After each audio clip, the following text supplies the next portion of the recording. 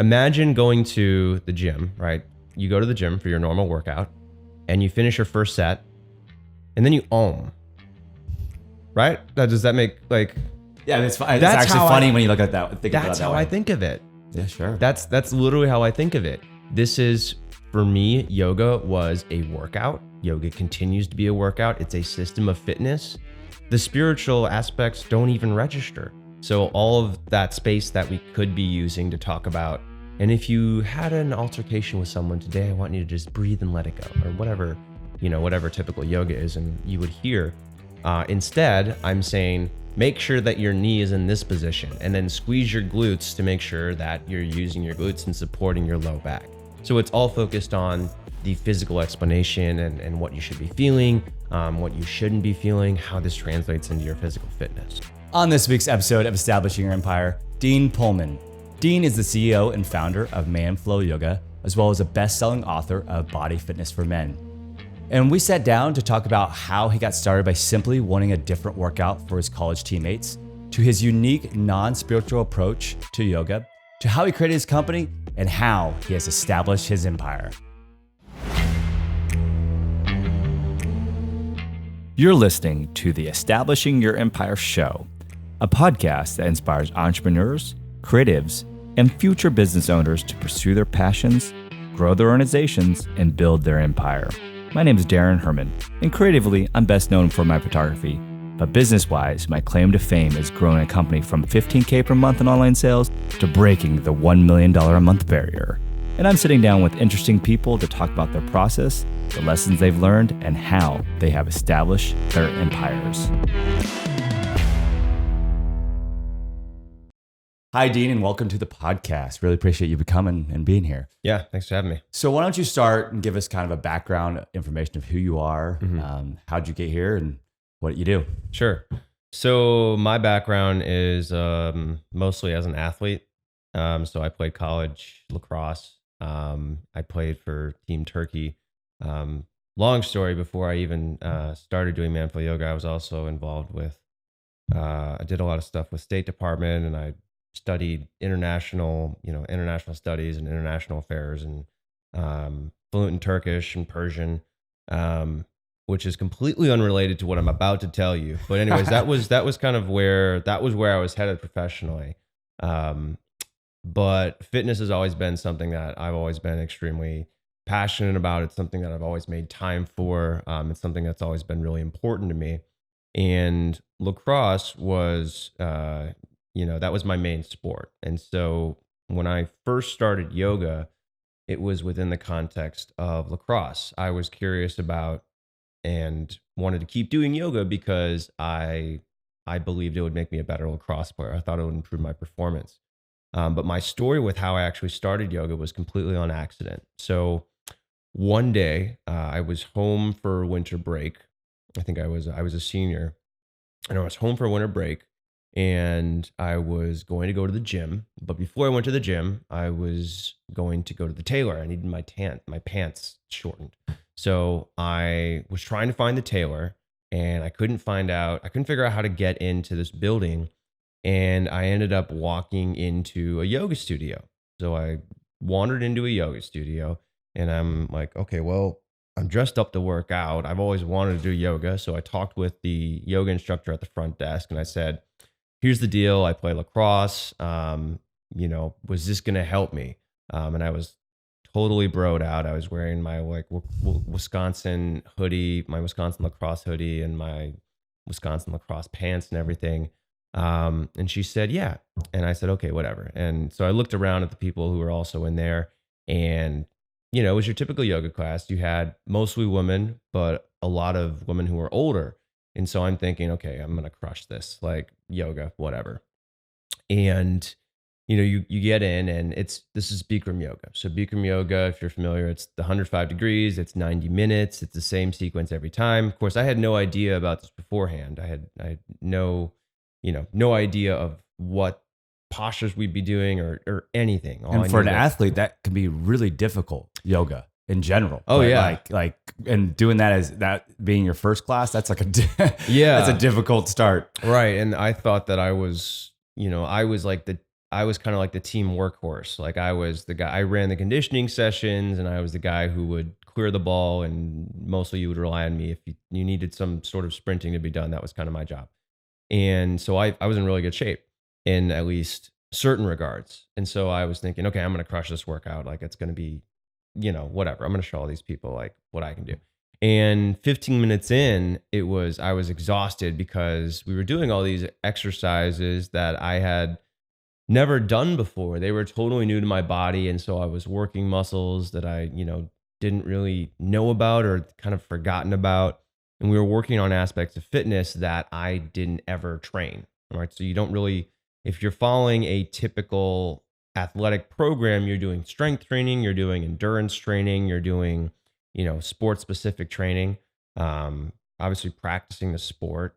But you don't do a lot of what we were doing in yoga, which is isometric exercises, holding things. In other words, so something like a plank or holding a lunge or holding a squat, and flexibility work. You don't really do flexibility unless you're doing some stretching. But even when you're stretching, you're just kind of looking out at the field and you're not really involved in it. You're just like stretching because we have to. Yeah. And it's the same stretch every time. So it's not like, we're jumping with yoga. It's all over the place. It's not just, I'm stretching my shoulder and then you're done. Mm-hmm. Yeah. So anyway, so that my whole, so the whole first workout, that workout was just incredibly challenging. And halfway through, they're like, okay, we're halfway done. I was like, you're kidding me. We're only halfway done. Like I'm already spent. Like, I don't know how much more I can do. And so I eventually finished the workout, and that sold me. I was sold on the challenge of that workout. Intuitively, even back then, I kind of knew that I don't think I consciously knew this, but intuitively I knew that if I could do things that challenged me, that was going to make me stronger, especially in fitness. And so I kept going back, and I think I went back 4 or 5 times that week. And then eventually within a month, I was going to yoga classes almost every day. And at the time I was still playing lacrosse. And so I started teaching my lacrosse team yoga because I was running the conditioning sessions. So, my thought was these workouts are great. Like these exercises are helping me feel stronger. I feel more in control of my body. I have more flexibility, and that makes it easier to do, certain movements like weightlifting got easier. And so I'm like, okay, well, so first I invited my lacrosse team, like, hey, you guys need to like come to the yoga studio with me. They're like, no. Yeah, I was going to say, how did they respond to that? No. Yeah, they were like, absolutely not. And keep in mind, this is 2012. This is 2011. And the atmosphere around yoga back then was a lot different. It wasn't really in the public eye as much, nowhere near as much as it is today. And even today, like if you go into a yoga class in any major city or metropolitan area, you're going to get an even spread of men and women. But back then, when you went to a yoga class, you were the one or the two guys. There weren't that many men in there, and there was no really public discussion on yoga for guys working out. Just really wasn't, it wasn't a thing yet. And so I was trying to get these guys who are, like me, 21, 20, 19 years old, insecure men, trying to go to, I was too, but, trying to go to, the only reason that I went was because I stumbled in there on accident. I wouldn't have gone on my own. Yeah, that's interesting because you almost made it sound like you thought yoga would help you. Was there any thought process behind that? Or is that something just where you were just looking for anything? I have no clue why I thought that yoga was going to be helpful. I really don't. I remember, being in college and, and going to a yoga class, just somebody invited me and I finally went. And, I went because I was like, okay, well, maybe flexibility. I never really thought of it. And this is a long time. It's not 2011. It's probably more 2002. But, no idea of performance with yoga. Especially, and we've come a long way. I think there's a long way to go, obviously. But, I only thought of it in flexibility terms for a long time. But then you go and you go, oh, this is difficult. Yeah. As like somebody who only weightlifts a lot, right? Right. And because the flexibility is the opposite of weightlifting almost because you're tightening, right? Yeah. Yeah, so it's just something that you don't, with weightlifting and with other types of fitness, what you're pushing is your strength or your endurance. You're not pushing range of motion. Mm. So in yoga, a lot of the emphasis is how can I get deeper into this position while maintaining proper technique? So it's just a different type of fitness, and there is a lot of strength involved. Um, in yoga, just because you're holding it for a longer time and you're holding it in positions where your body's not used to it, so you just don't have the strength in that position yet. um, so you're basically just working a lot of different aspects of fitness that you wouldn't get in your other workouts. So then, did you get some of your lacrosse teammates to start joining you, or how did that I continue got that story? I got one or two guys to come with me. And so when I realized the team wasn't, like, other people weren't going to come, I said, "I'm the conditioning coach. I'll just make you guys do it." So we would I think we had conditioning sessions like Tuesdays and Thursdays. And on one of those days, we would go to the natatorium, that's what it was called, our rec center. And we would wait for someone to leave a basketball court, and we'd run on and we secure the court for ourselves, and we do yoga. And I remember the first couple of weeks after doing that, we got a shout out in our student newspaper. There's like a shout out and an anti shout out section. And I remember we got a shout out from someone that said, like, shout out to the men's lacrosse team for doing yoga in the natatorium. Ow, ow. I was like, yeah, that was cool. But yeah, so that was how I got them to start doing it. And, a lot of guys were skeptical at first, but at the end of it, once we actually did all the exercises, and I even had them get in, corpse pose at the end and like just lay down on the floor and take a nap. And then we finished, and everyone except one guy was not into it, but almost everyone was. They loved it. And they're like, "Can we do that every time? Or can you?" I think I even had a couple guys jokingly said, "Hey, I need you to do that and help me go to sleep at night." Right, sure. um, but yeah, that's how it started. And then I decided I would record videos and put them up on YouTube so that they could continue to do yoga while they were on winter break.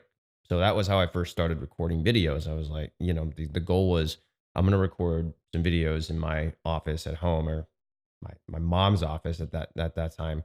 And I'll just upload them to YouTube, share them with the team via the email list. And that was how I started making videos.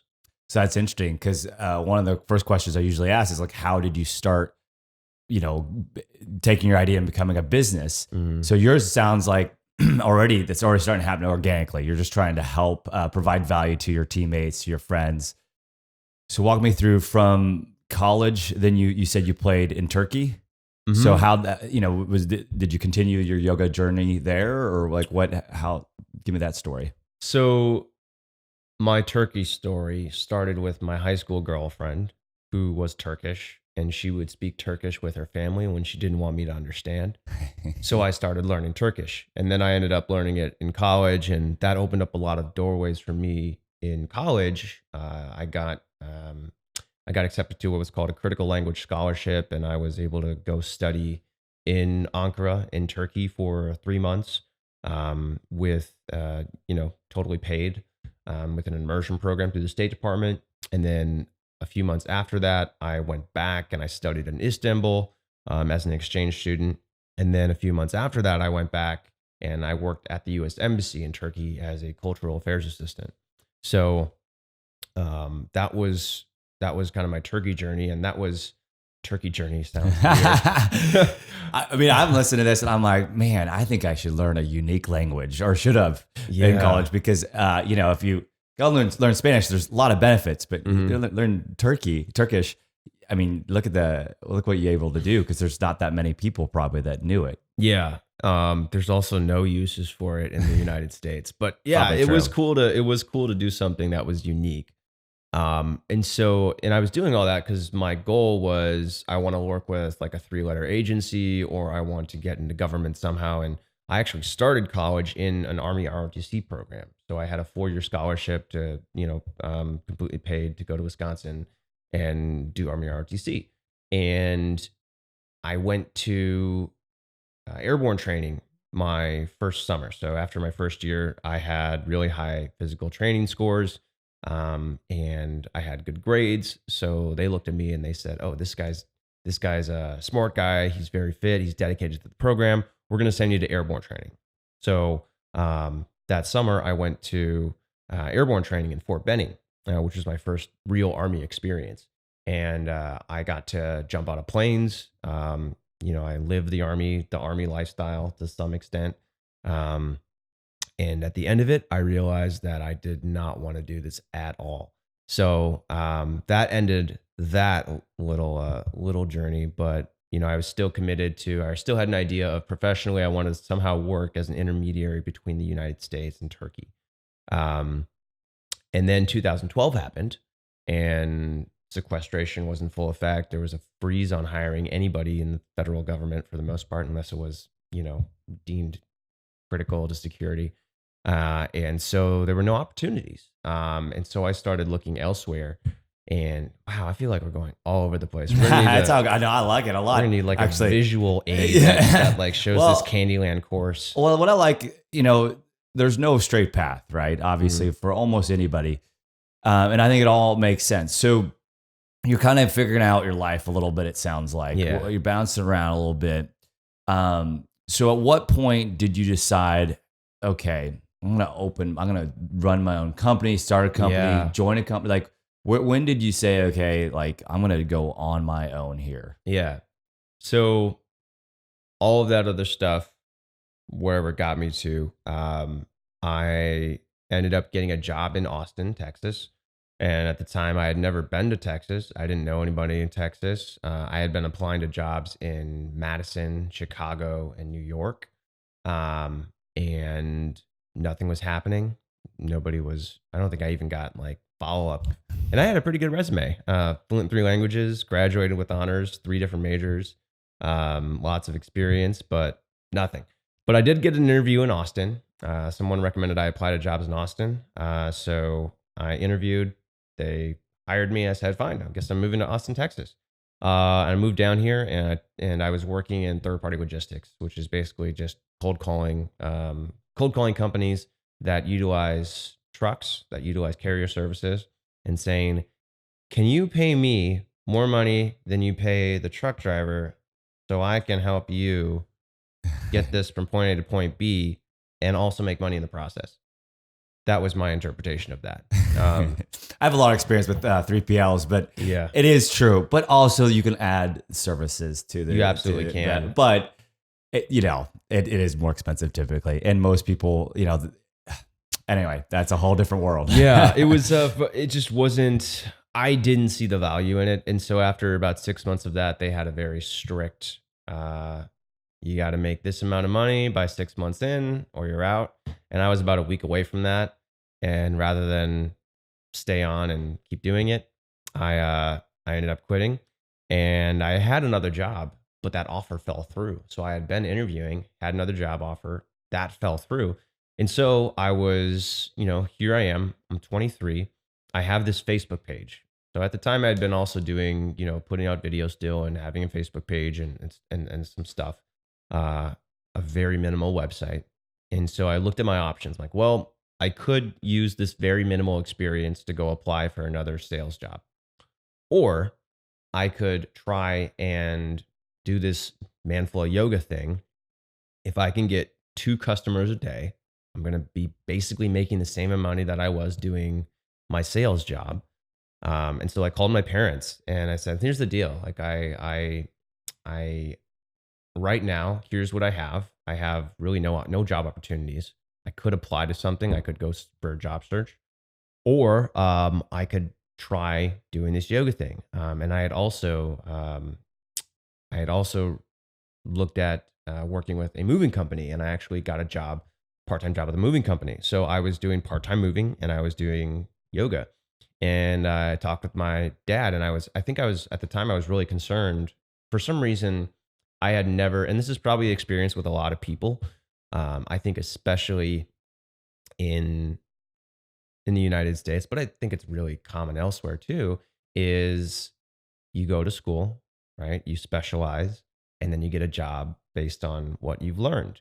and you work with a company, you get insurance, you get your benefits, and that's what you do. There is no, thinking about starting my own company and doing this on my own was not an option, or just making enough money was an Right. option. It was like you had to have a respectable career. Right. And a lot of people don't, you didn't realize that you're 23. Like, this is the Mhm. time to do stuff. It's so much easier to do it.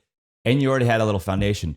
One question I do have at this time, were you doing any like traditional yoga studio classes or anything like that, or just your videos online, I was going to yoga classes on but my not own, teaching? but I wasn't teaching. I think I had, when did I start? I had a teaching gig. I remember my first class that I taught, which we'll get into it in a second. But that Which, I want to kind of finish up the so anyways, I had like yeah. these, and I basically I was asking my parents for permission. Hey, is it okay if I make enough money to pay for myself, even if it's not a real career? And they were like, yeah, that's fine. Just as long as you can pay yourself. I'm like, great, cool. So I started moving, and I started trying to build this brand. And that was when I started calling gyms and saying, hey, I've got this Facebook page and a YouTube channel. I'd love to teach classes at your gym. So that was how I started getting gigs. I just called every gym that I could, followed up with the people who were dumb enough to respond, or not dumb enough to respond, but who were nice enough Open. to respond, open enough to respond to me. Yeah. And you already had the name Manflow Yoga at this time? Yeah. Or, okay. Which I think is very interesting insight, as opposed to just your own name as the brand. You had a kind of Right. this other full out brand name. That way you could enhance that brand and market it, Mm-hmm. which would be great in case you needed to duplicate or scale and it not be just you, right? Yeah. And at the time when I initially called it Bro Flow Yoga because I was looking on GoDaddy.com. Like, there's got to be a Bro Flow Yoga. Like, the yoga has to be popular enough that someone made Bro Flow Yoga. There wasn't. No one made Bro Flow Yoga. So I said, okay, I'm gonna make Bro Flow Yoga. And so I did that, and then I sent an email to Broga, which is like a kind of a more well established yoga for men brand. And I said, hey guys, I made this thing called Bro Flow Yoga. And they sent me a very, very nice cease and desist, like a very, not like an official. They just said, hey Dean, like, this is really cool, and we'd actually love for you to work with us and do our teacher training. But would you mind changing the name?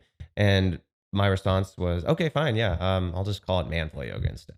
Yeah. And it's kind of funny that you mentioned the whole brand thing dissociated from the name, because people would send me messages, and they would try to they were trying to interact with me personally. Mhm. Like, they're like, hey, where do you live? I'm like, I'm a brand. I live on the internet. Like, I was trying to to Yeah. answer in third person. Mhm. And eventually we realized that, yeah, the brand is intriguing, but what really keeps people was that it was me doing it. It wasn't because, it was called Manful Yoga that might have gotten people in the door or gotten them to take a second look, but it was me that was keeping people, involved. Was there any inflection point to where you're like, okay, this is really going to work? I don't need to go find another job, or like, to walk me through that kind of path? Yeah. So about 4 or 5 months after I decided to do things on my own, this was 4 months after I created the LLC, and I was also working part-time with that moving company. I, I, I got a client who was going to work with me 3 times per week. And that was enough for me to, oh, wow, okay, 3 times per week, that times that. Okay, this is like enough. And I had a dirt cheap living style. I think I was spending $1,500 a month. My apartment was $675 a month, splitting it with another guy. And yeah, I was cheap. Like, I just Love didn't, it. I didn't have a lot of expenses. So as long as I could keep it that low, then, that was it.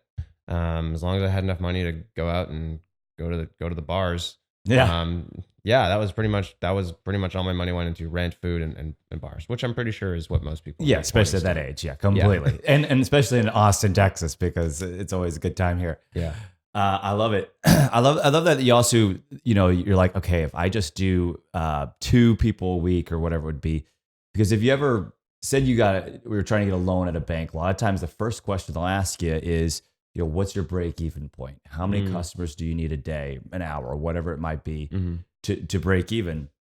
And sometimes it's not as much as you think, right? Just a few. Now that you might not get rich off of that, but to walk me through your company of how you make money, right? Yeah. So, there's a lot of different ways, obviously. So walk me through that kind of thought process and maybe how that's grown over the years. It did evolve significantly. So my initial strategy was I did personal training in group classes. And for a while it was mostly group classes, and then after maybe a year or two it shifted to almost all personal training sessions, or small, or like 2 or 3 people sessions. And so that was how I made money. And I was actually doing very well for a personal trainer. I had 30 sessions a week. My hourly rate was anywhere between 65 and $90. So I was doing pretty well, as far as a personal trainer goes. But my plan was never to be a personal trainer. My plan was always to do what I'm doing right now with Manful Yoga. But to get there, I didn't quite know what I was going to do. So I experimented with the different things. I started by creating single programs and then selling them. And of course, to have an audience to sell them to, I put a ton of time and energy into my Facebook page, into my YouTube channel. And the goal was just to put out as much content as possible and create a brand. And the goal wasn't even, when you look at it, if you were looking at it from a business lens and you were experienced in business, you would look at it and you would say, this guy's like, he's making a brand. I didn't know what that meant. I had no clue. But then I would have people come in, they say like, you have a really strong brand. I'm like, really? I didn't even know I was doing that. That's great. But yeah, my goal was to just create as much content as possible and reward people for being on my email list and, being subscribers, and just try to build as much of an audience as possible. Because again, keep in mind, when I started the YouTube channel and the Facebook page and stuff, the goal wasn't, it was a hobby. I never thought that it would be, my full-time job. And people would even ask me like, so is this your full-time job? I'm like, no way. And then even when it was my full-time job, people would ask me, what do you do? And I would kind of laugh and jokingly say, I run this company called Manful Yoga. Like it was almost a joke to me. And it took a while. And even in my filming style, I was kind of apprehensive or maybe a little embarrassed to put out videos where I was doing yoga. I guess I don't. Do you think that's because it's not a traditional business way of making money? Because it sounded like earlier, like you were worried about going on for your own, being an entrepreneur, and because it wasn't a normal 9-to-5 job. Yeah, I think it was partly that when I told people like I run a yoga company, I thought that it didn't sound like legitimate to me. But the other part of it was, this is still yoga. And to me, I was still and am still the athlete, weightlifter, that type of trainer. So yoga was still like, yeah, I do yoga and it's good, but it's yoga. Right. And now like my license plate says man yoga. So if you see a man yoga license plate, that's probably me. That's awesome. So I have like no apprehension about, no embarrassment whatsoever about being a guy that does yoga now or teaching yoga for men. But I think back then I did still have a lot of apprehension about it. And do you think that changed the apprehension to the almost the excitement to put it on your license plates? Do you think that was because of X number of users? Do you think it was because of time? What legitimized it in your brain, do you think? I think over time I just got more comfortable with doing it. I think my experience with practicing yoga and my experience with working out with yoga and developing this brand just removed any subconscious barriers I had or the stigmas that were associated with it. And I encounter those stigmas, that's the whole, I encounter that all the time, even probably daily. Yeah. But yeah, I even had them. I had my own subconscious stigmas that I had to overcome, but yeah, eventually I did. and here we are. I love it. So, So why man flow yoga man instead flow of yoga. just flow yoga? So yeah, the man thing, and I get this question a lot, and I think people misunderstand. People think that it's 2020, which means um, I mean I get accused of toxic masculinity, which is really funny to me because if you look at any of my blogs or you read anything, um, that's just not who I am. The reason why man flow yoga and not gender neutral or binary, I don't know, yoga is because if you go to a yoga class and you're a guy and you try to do what a girl is doing, what the typical female in yoga class is doing, you can't do it. And the reason is because men have different bodies than women. Men are less flexible. It's not a generalization. It's an anatomical reality. Men are less flexible. They did not evolve to give birth. So their hips are not as flexible. Their joints are not as loose. They are not as flexible as women. The other part of it is men and women have different centers of gravity. So if you look at the way that men and women do yoga, especially when they're beginners, they have different tendencies. So men will rely more on their upper body strength. Women will rely more on their core strength and their hip strength. And this means that men and women make common errors differently. And so the intention behind Manful Yoga is partly because there is a difference between men and women. The other part of it is the other part of it is men don't feel comfortable doing yoga because it is seen as a primarily female dominant activity. And so my whole goal was to create a brand that said, hey guys, here's a normal guy doing yoga. His goals are similar to what most men have, which is building strength, building muscle, feeling strong, feeling capable, building athleticism if that's what you want to do, but and building a strong physique. And that was what I wanted to create. I wanted to create that image of a guy doing yoga, focusing on the typical man's physical fitness goals. So I'm like nodding and about all these areas that you're talking about because flexibility is way different for me. I have probably different goals than most people would go if I go do yoga. And I think I have a tougher time just being a man and who likes to go to the gym to lift weights than a lot of other people. I also, because I'm a big marketing person, I also sit there and say, well, all yoga is a little bit more feminine. So it makes sense to niche it up. Like it just makes it easier to pitch people when you kind of get in a little bit more of a niche as opposed to just being general. So, I mean, to me, it makes sense in a lot of different ways, but all right. So what's some positives that you have when you go out? Like, do you think that you're calling it Manflow Yoga gives you an advantage over other yoga teaching studios or online services? I think it definitely helps to differentiate because Manful Yoga is not just yoga. And we've gotten to the point now where there are two types of yoga. There is yoga in the traditional sense,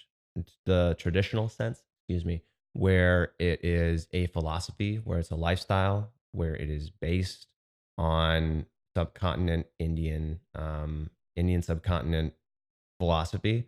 Um, and there's the other half, which is this is the yoga that is practiced at gyms. This is yoga. This is yoga as a system of physical postures, breathing exercises, and sometimes meditation. And I actually looked this up 2 weeks ago because I launched a new ad on Facebook and I specifically called out to people looking for non-spiritual yoga. And there were so many comments from angry yogis saying yoga has to be spiritual. If it's not spiritual, it's not yoga. And And so I thought to myself, okay, I'm I'm not special. There are other people like me. So there must be a reason why I'm saying yoga and not implying spiritual. And so I looked up the dictionary. I went to the dictionary website, Merriam-Webster, and I looked at yoga, and there were these two definitions. One is the philosophy. One is basically a form of fitness practice for wellness. And what was the question again? No, I don't know, but I love it. I was going to actually, my next question was going to talk about religion and spirituality. Okay. So you're actually completely covering it. So do you get a lot of pushback there on the spirituality sense then? We were talking about the Manful Yoga brand. Oh yeah, name. sure. So does it help call out to men specifically? Yeah. Right. So Manful Yoga is a pronoun. That's how I like to look at it. It is a system of fitness that is based on yoga, but it also includes bodyweight exercises, includes a lot of physical therapy like exercises. So it is familiar to yoga, but it is not traditional yoga. So people say, is this true yoga? I'm like, well, it's called Manful Yoga. It's somewhat like it includes inspiration from yoga and includes a lot of things that you'll see in yoga, but it is, I don't know, I hate the phrase it is what it is, but it is what it is. There's a lot of different ways of working out, right? Yeah. And I'm same with any exercise. So, okay. The spiritual thing. Yeah. Well, yeah, I think actually let's dive a little deeper into that because that is something that's interesting, like the spirituality with yoga, and you guys, you have the absence of spirituality, correct? In your system. So walk me through. You already kind of started on that. Maybe just give me a little bit more detail of why you decided that. Yeah, and how you guys do it. I'm a lifelong athlete. I've been working out since I was 4. I've done soccer. I did swimming. I worked out at the gym. I've lifted weights. I did like bodybuilding like programs. I've played baseball, basketball, lacrosse, floor hockey, wrestling. I've done as many sports as CrossFit. I've done as many types of fitness as I can. And one thing that all of these things have in common is they're not spiritual. You're there and you're involved in the activity, but there's no mention of spirituality when you're like, imagine going to the gym, right? You go to the gym for your normal workout and you finish your first set and then you om, right? Does that make like... Yeah, it's actually funny when you look at that. Think about it that way. That's how I think of it. Yeah, sure. That's literally how I think of it. This is, for me, yoga was a workout. Yoga continues to be a workout. It's a system of fitness. There is not, the spiritual aspects don't even register. It's, people ask, why don't you include spirituality? I'm like, that's because it doesn't, it's a workout. This is not a spiritual thing. And a lot of people who practice yoga, that is their first experience with physical fitness. And so they draw an association between practicing spirituality and movement. And a lot of people say, you cannot move without being spiritual, if that's your experience, then that's fine. But as an athlete, that's not my experience. When I move, I want to be sure that I'm using proper technique so that I'm not only getting the most effective workout, but also I'm avoiding injury. And whenever you move, if you don't pay attention to your technique, you can risk injury. You can risk developing poor movement patterns that will eventually lead to injury. And so, whether for whatever reason you're doing yoga, if you're moving and you're not paying attention to your technique or you don't have proper technique, you are potentially setting yourself up for injury. And so that's why Manful Yoga, we focus on the technique. So all of that space that we could be using to talk about, and if you had an altercation with someone today, I want you to just breathe and let it go, or whatever, whatever typical yoga is, and you would hear. Instead, I'm saying, make sure that your knee is in this position and then squeeze your glutes to make sure that you're using your glutes and supporting your low back. So it's all focused on the physical explanation and what you should be feeling, what you shouldn't be feeling, how this translates into your physical fitness. That's a great use of time. And they're different. There's a place and time for everything, I think. So what about struggles with working with men? hmm I mean, I think the biggest struggles are actually just in the conversion aspect. Um, I say conversion as a marketing term. I Mhm. don't say conversion as like we're converting you to manful yoga and you will eat grass fed beef with every meal. Right. Um, Yeah, no, I could see that because you have to sell them almost twice. You have to sell them on yoga, and then you have to mhm. sell them on your program. Yeah, and usually that happens by first pointing out, yeah, this isn't spiritual. This is just a workout. Also, a lot of yoga is not appropriate for men. And that's something that's actually, I truly do believe a lot of yoga is not appropriate for men because if you are not teaching the proper technique and if you are not accounting for that difference in flexibility, then a lot of guys will go into yoga classes and they'll end up hurting themselves. And then they'll say, oh, I went to yoga, but I couldn't do any of the poses and I felt, super unmotivated. And so, I think I wrote a blog, a beast of a blog, like I think it's like 35,000 words or something like that. It's a book. And I talked about, is yoga good for men? And at the top of that paragraph, I say, it can be, but only if it is appropriate for men. There are a lot of postures, there are a lot of sequences that are not appropriate for men. If they're not focusing on the proper muscles to engage, if you're putting your spine in excessive flexion, which means if you're rounding your back significantly, then that's something that leads to herniated disc. That's reinforcing the issues that we have with sitting at a desk all day. So it's yeah. So the first part is I'm a guy. I don't need to do yoga. I want to weightlift. Okay, cool. Well, I do yoga because I also enjoy weightlifting and I want to continue to be healthy and I want to get better at weightlifting and I want to get better at the sports that I play.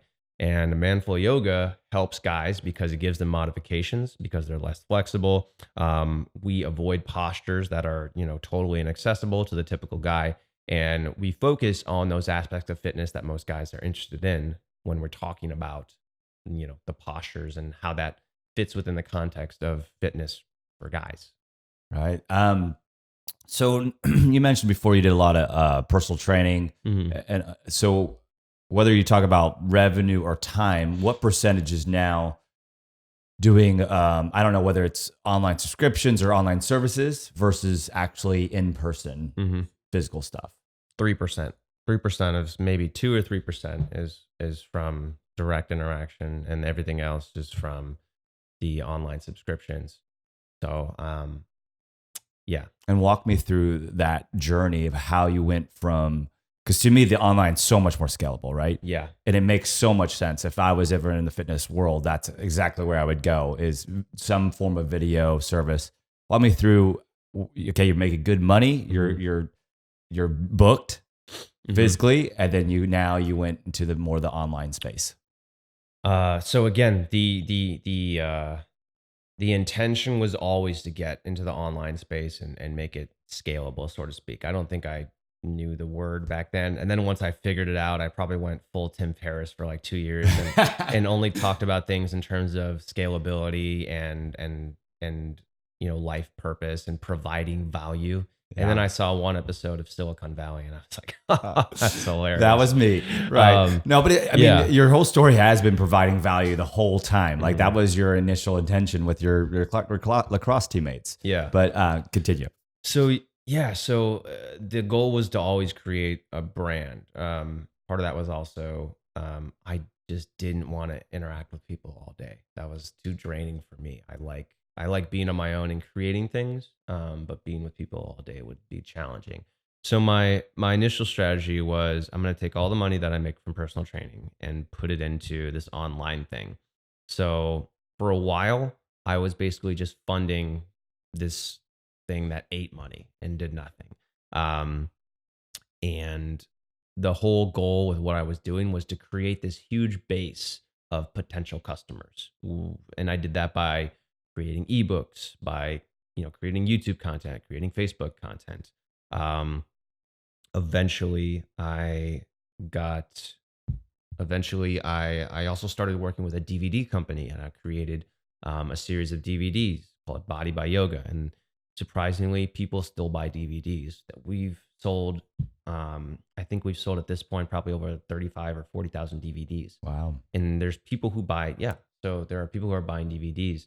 Um, and my strategy has always been, let's create as many low cost entry items as possible. So DVDs, ebooks. I eventually got a book deal with DK Publishers and wrote a book called Yoga Fitness for Men, which is extremely popular now in 4 different languages. It'll be translated into Mandarin pretty soon, Wow. and it's still number one in multiple categories on Amazon UK, and it was number one new release on Amazon US and in multiple categories, and um, so it did very well, and it continues to do very well.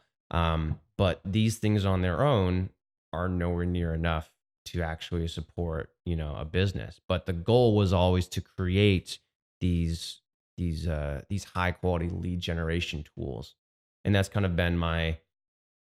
exactly how I approach a lot of things in life. My system is to overly prepare before going into something, and then even as you're going into it, to constantly replenish.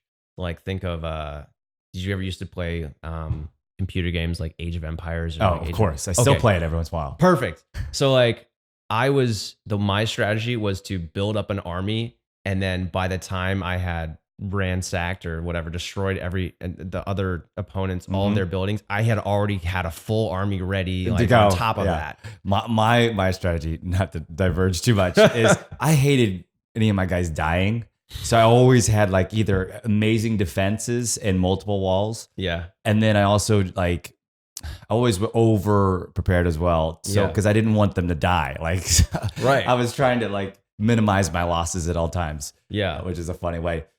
Okay. So the So you, over preparing strategy, that was how I created all those things. which I That's love. why. So since you have all these different areas and you're probably constantly scheming, trying to figure out the next version or next thing you're doing, walk me through maybe a normal day in your life. Like, how do you decide what to do?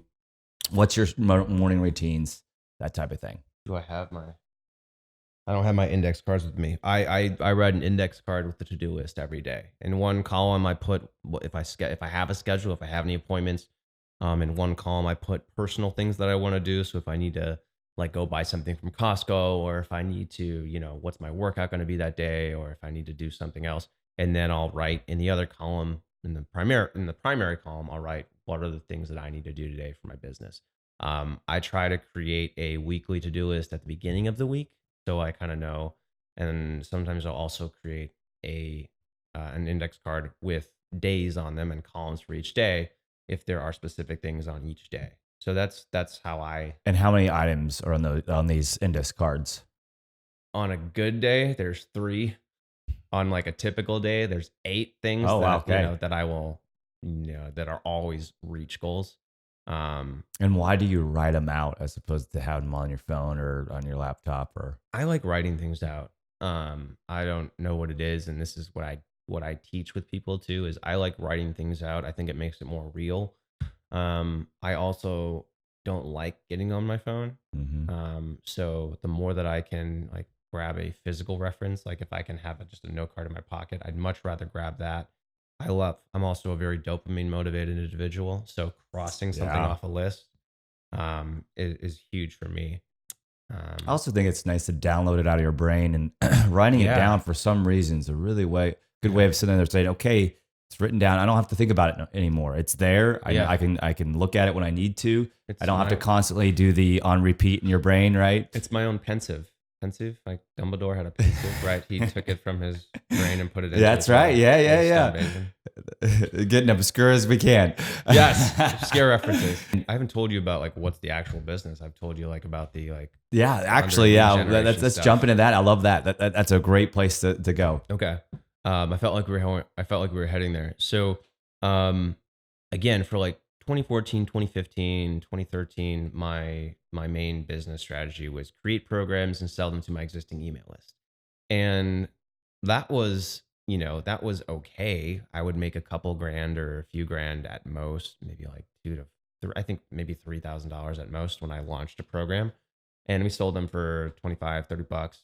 And so we get a bunch of customers, but then that program would be done. And then I have to spend a few more months creating another program, and thinking about, okay, I need to pay whoever it is to make the art for this. And then I need to pay a videographer for this.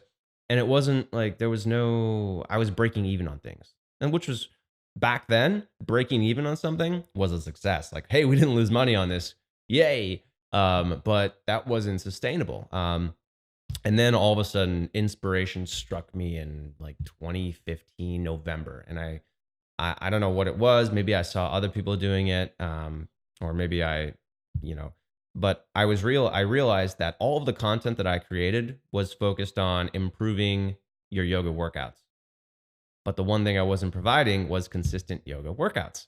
So I thought, okay, well, I basically need to make a members area, right? I need to make it something where I upload new workouts every month, where people, are either monthly or annual or whatever it is, subscribers, so that I have dependable income.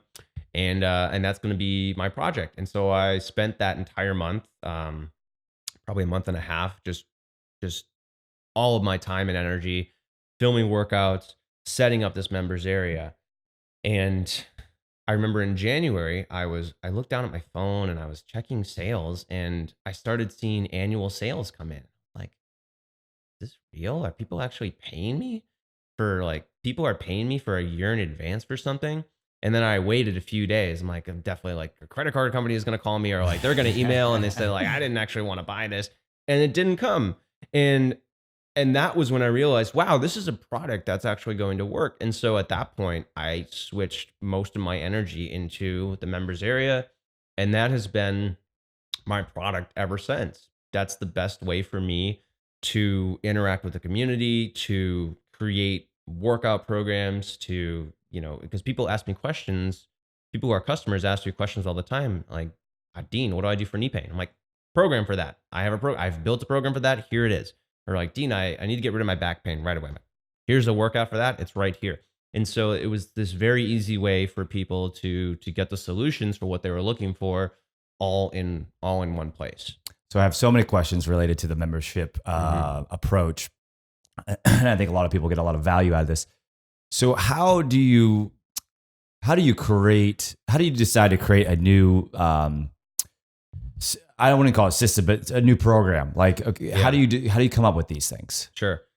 So I have my ear to the ground, so to speak, with my members. We do a lot of surveys. Every few months, we do what's called member talks, and we'll set up, we'll block off afternoons and put 15-minute blocks, ask our members specific questions. So we know a lot about our members. We know why they've signed up for Manful Yoga. We know that they're there because they're looking for non-spiritual yoga that's focused on men, that's focused on guys who are not as flexible, who are new to yoga, who are looking for yoga as a functional fitness system to enable them to do what they physically want to do without pain and without having to worry about injury. We know that that's our customer. And so, it's part of it is listening to them. Part of it is also kind of listening to Google and listening to YouTube. And I don't do any of that. I am not the analytics guy. Fortunately, we do have a guy who does all of that, and he says we need to create content for this. I'm like, okay, fine, good idea, let's do it. But it's a lot of just listening to the customers, and looking at stats and looking at playback rates and seeing, oh wow, like people actually do this entire workout. They do 76% of this workout. Whereas with this routine, people are only doing, 26% of the workout or 50% of the workout. So, we kind of realized that most of our guys are busy guys. They're either dads or they're busy professionals. They're in their 40s, 50s, 60s. We do have a lot of people in their 30s, a few in their 20s, and then guys in their 70s as well. But they want a quick, efficient workout. They want intense. They want a good workout. They want to feel accomplished at the end of it. And they also want to be able to notice the results like immediately. They want to get rid of their back pain. They want to feel energetic. They don't want to have their joints feeling in pain and broken the next day. There are other types of guys who are looking more sadistic type guys who do want to feel awful after their workout. Yeah. But these guys have often been there already and realized or come to the conclusion for themselves that this is not a sustainable thing for me and I don't want to do that. Um, so for our guys, much more important than like getting a six pack and getting ripped is just feeling physically strong and physically comfortable. So based on understanding our customers, we've created things and also thinking about an avatar in particular. So picking out one guy and then thinking this is what you need to do and building it into a system. That's how it's a combination of that. It's a very common approach that I have to marketing is pitch to one person, specifically talk to them, and then broaden out. How do you come up with pricing? It's always tough, isn't it?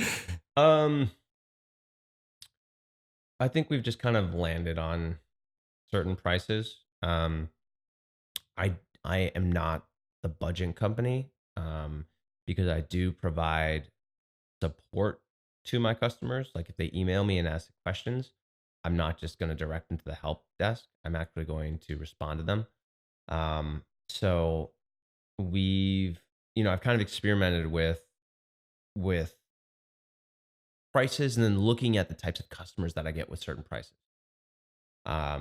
So I've found that, pricing the things out the way they are now, I'm able to have customers who are satisfied with the products and also do not give me a headache. So, we found that the customers at, whatever prices they are, this works for allowing me to continue to create content.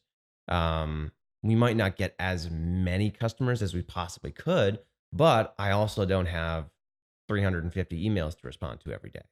So this is, and people are buying it. We do hear from some people who say that this is too expensive for me. I can't do this. And, I don't know if we're, short of dropping the prices tremendously, I don't know if we're going to be able to appeal to everybody.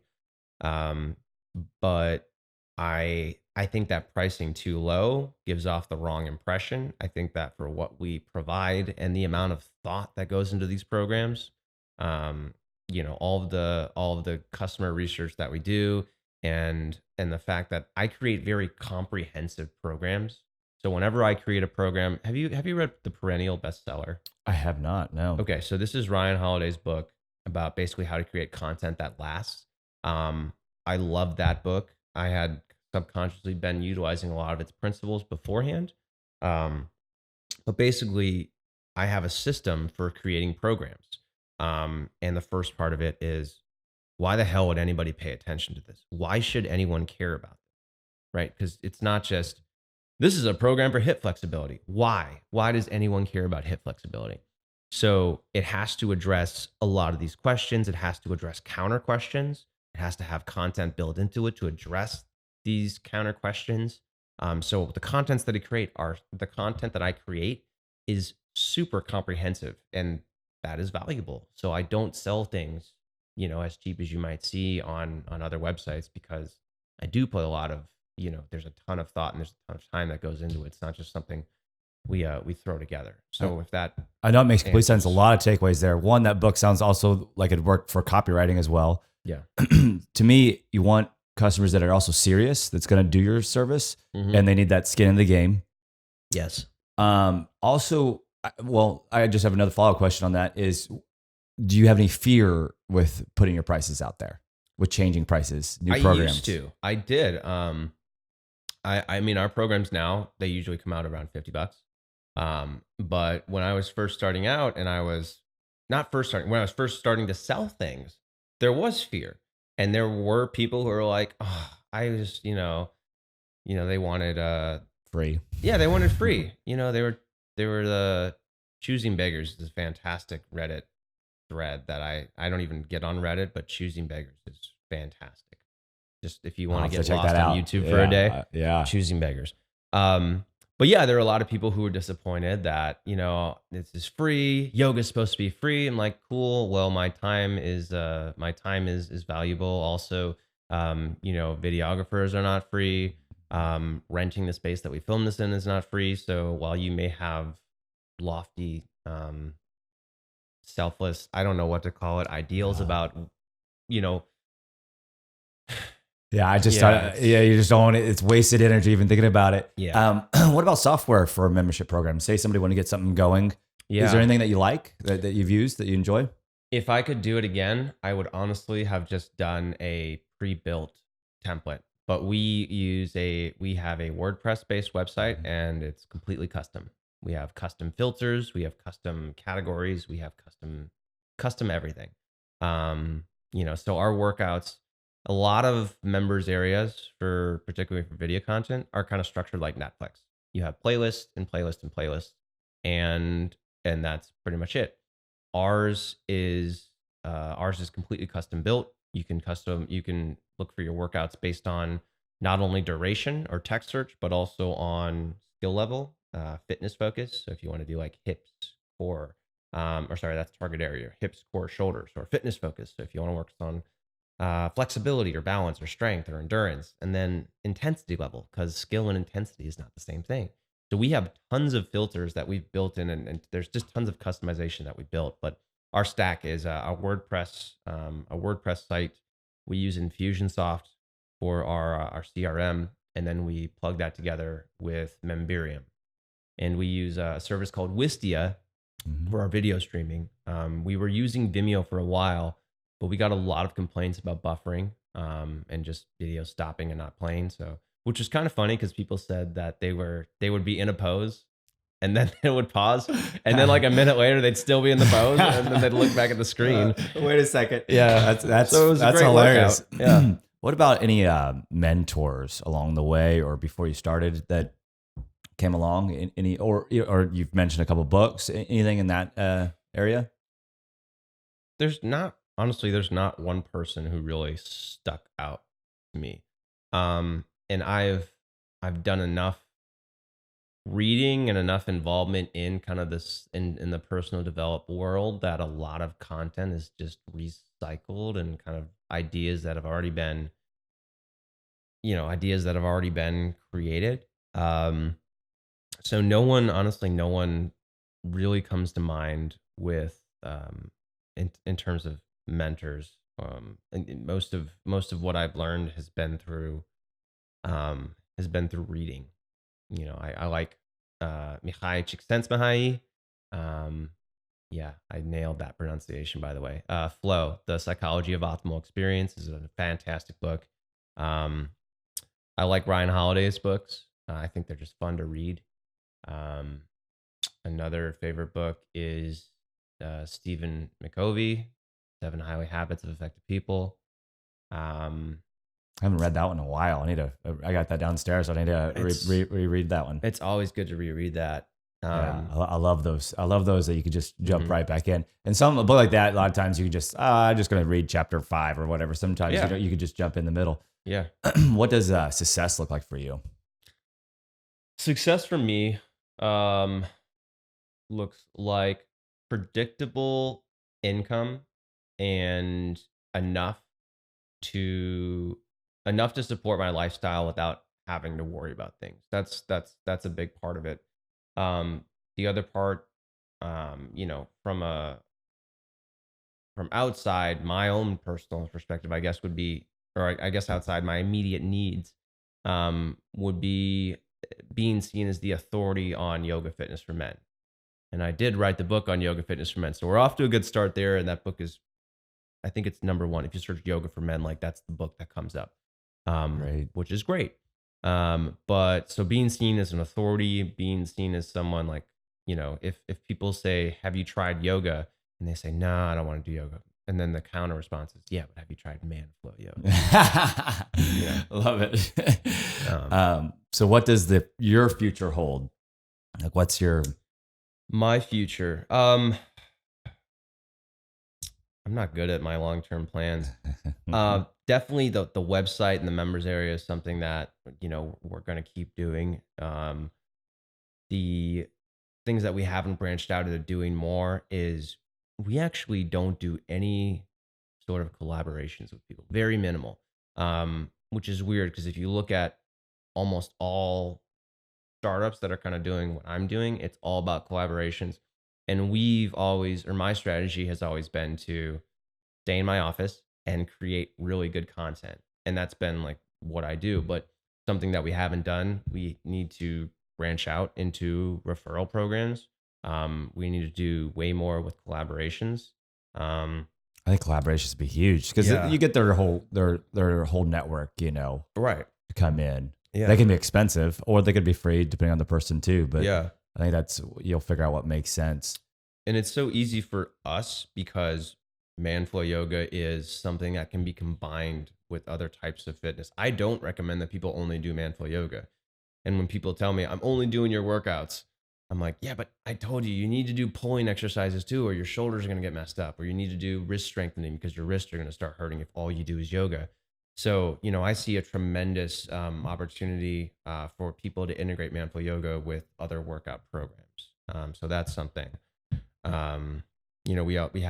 have books already. We have DVDs. We have a really good yoga mat on Amazon, which is usually the number one result for Cork yoga mat. But it is currently sold out. We'll be launching yoga blocks, yoga knee pads, foam rollers, straps, all that kind of stuff is coming up. So, because you kind of got this great vision into the men yoga users, so it makes so much sense that you're creating these products and services and books and all this around it because they're basically telling you whether they're telling you actually by calling or email you, or they're telling you by their actions. How long they're staying on different programs. It's kind of a fantastic way. You're getting a lot of data there, a lot of data points. What would you title this chapter in your life? Growth. Love it. Not scaling, but like, I don't know, the next level, I guess. Like 5 years ago, when I first thought of doing what I was going to do with Manflow Yoga, this is what I had envisioned. Like, I'm going to be running a website, or I'm going to be like running an online brand. I'm going to have a pretty good level of success. I'm going to have 3 to 5 people working for me, but I didn't think beyond that. So I still am, I'm still trying to figure out what does the next 3 to 5 years look like. So, I don't know how much, to what extent I believe in, visualizing where you're going to be 3 to 5 years from now, and then taking steps to get there. My thought has always been much more, we need to figure out, we don't need to set a goal for ourselves. Like, the goal is not to make $100,000 a month. The goal is to figure out how to reach as many people as possible. And if that number is 80,000, great. But if that number is above 100,000, then why are we limiting ourselves? The goal is to do as much as we possibly can, to reach as many people, to get as many people as we possibly can doing these programs. I love it. I think the key to happiness is growth, in personal or business or anything. I think that you kind of have to have that. And why not reach out to as many people as you can, right? Yeah.